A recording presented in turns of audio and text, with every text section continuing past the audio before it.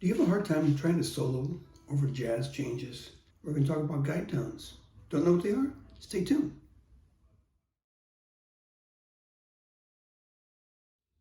Welcome to Starnet Guitars. My name is Rich Kettner.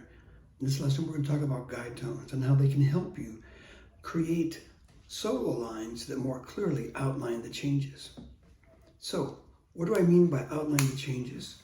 This applies particularly to jazz tunes because jazz songs have so many changes, or so many chord changes. It's very common in a measure to have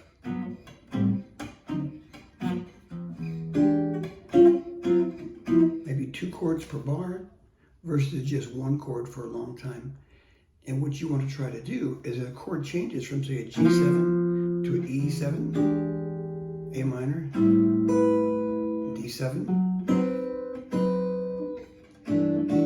You have to change the notes that you're playing. So you might say, well, sometimes I play solos and they sound good, but sometimes I play solos that don't make sense. A great way to find out if you really know how to play through changes, I'm going to give you a little test, is I'd encourage you, turn this video off.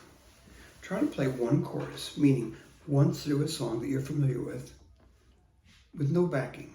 So there's no bass track, no piano, no rhythm guitar, just you soloing, and see if the lines that you play clearly outline the tonality. I'll wait for you.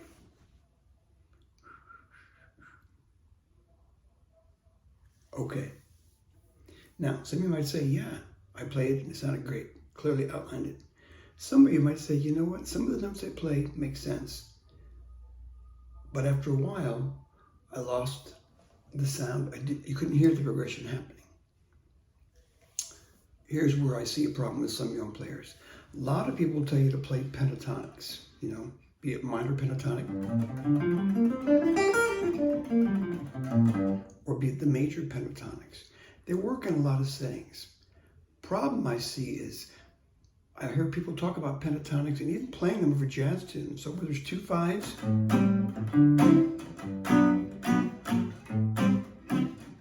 it can work, but it's not so much that it really works clearly. It's kind of a hit and miss. The notes don't quite sound wrong, but they don't clearly outline the tonality. What you really want to do, and this is what makes soloing over jazz tunes so much more difficult, when I'm playing a G, I want to play the notes in a G or G major 7, a G major 7 arpeggio. G, B, D, F sharp, G. Rather than, right? Or next, A minor. Again, so I'm going to play a pentatonic. A minor, I should play A, C, E, G, A. Or D7, D, F sharp, A, C, D.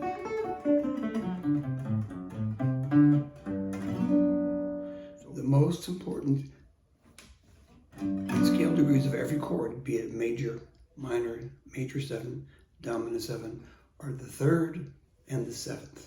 Let me demonstrate. Again, if I'm playing a G, G major 7, the notes are G, B, D, F sharp, or scale degrees 1, 3, 5, natural 7, right? But if I just play 3 thirds and 7ths, the 3rd being B, I want to do it an octave higher, so I'm going to play the B up here. So that's the 3rd, 7 is F sharp. So for G major 7, instead of playing all this, I could just play those 2 notes. And the reason that works is our ear kind of fills in. We hear the root even though it's not there. This is the root.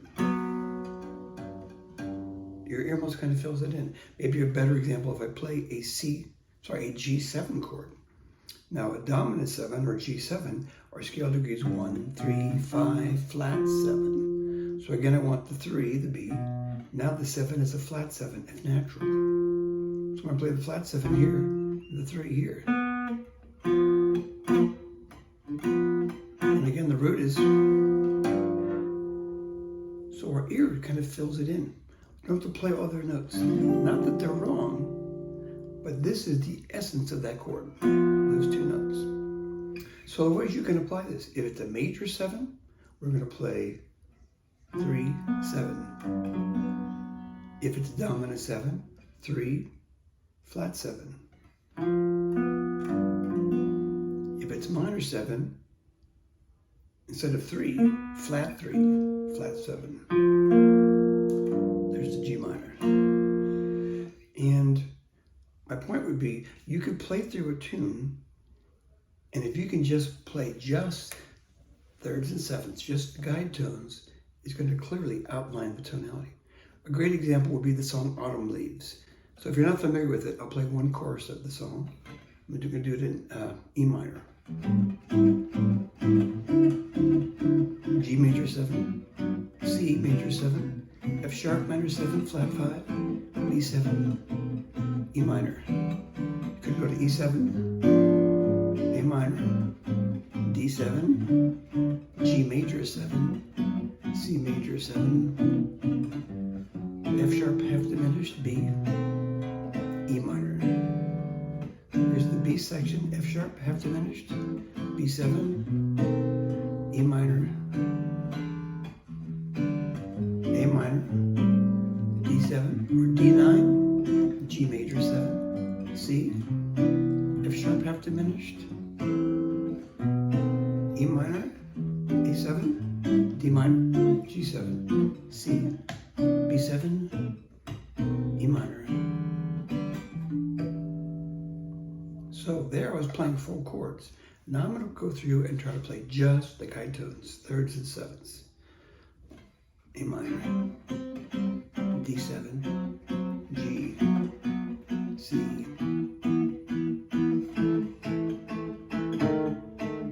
E minor,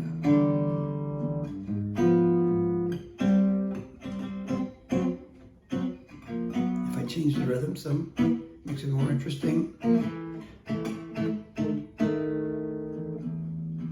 Different octave, F sharp, B, A minor. Oh, wrong chord. See, sorry, F sharp, B, E minor, A minor, G major 7, C, F sharp half diminished, E minor, A7, D minor, G7, C major 7, B, E minor. So, now some of those I could do the guide tones and add a bass note. Here's C, E minor. My point would be, just doing that, instantly you hear the changes. You can hear the lines. Now, how this helps you as a soloist is rather than thinking, oh my gosh, it was A minor for 4 beats, D7 for 4 beats, G major 7 for 4 beats, C major 7. Instead of thinking A minor scale, D7, G major 7, C. First of all, no one wants to hear that, right? That's not a solo. But if you can just try to play melodies, sticking to those guide tones. Kind of thinking as when I was a kid, I would play tag sometimes, and the idea of having a home base where you can run to and touch and you're safe. These notes are always going to sound great. They're going to, even without a bass player, without someone playing chords behind you, you're going to clearly outline the tonality. So I'm going to try to play through one chorus of Autumn Leaves, doing guide tones, sometimes adding a few extra notes, some chromatic notes. I might add a root.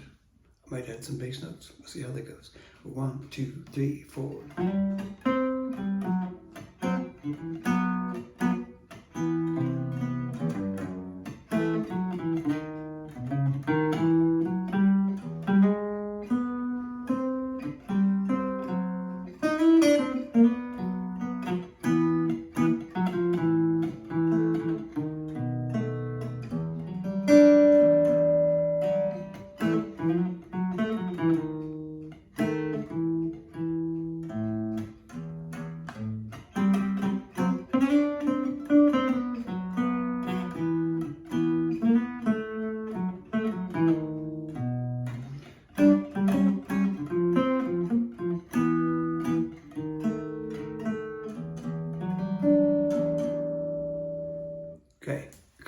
mistakes in there.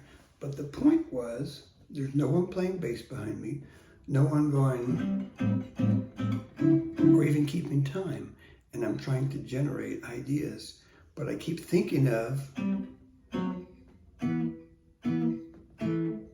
those guide tones. And it's kind of the skeletal structure that helps you navigate your way through. Okay, in conclusion, I hope this helped. Now, I'm not saying this is easy. It may be a totally different way to think about improvising than what you've done before. But the benefit of this is the guide tones are always going to sound great. You know, a great example of this, there's a great guitar player named Jim Hall. He's passed away a few years ago. He didn't have tons of chops. He wasn't a flashy player, but he played brilliant solos. And there were a lot of times he played just solo guitar. And it sounded like he was composing on the instrument. And he made great use of these guide tones where you didn't miss the bass player, or you didn't miss someone playing chords behind him, because he was providing all the sonic information you needed as the listener. So it's worth checking out. If this was helpful, please consider subscribing to the channel. I hope you liked it. Maybe tell a friend about it.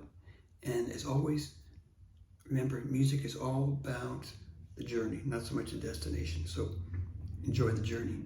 Keep playing. God bless. Take care.